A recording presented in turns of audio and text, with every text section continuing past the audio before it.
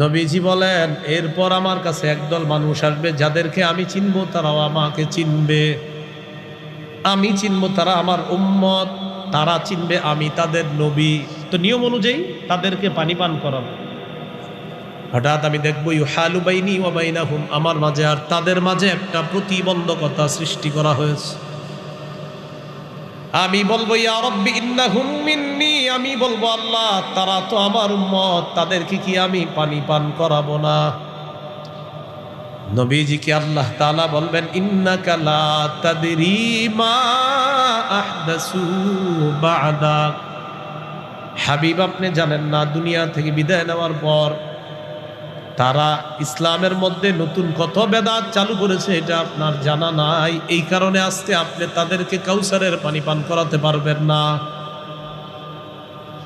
যেই নবী একটু আগে কাউসারের পানি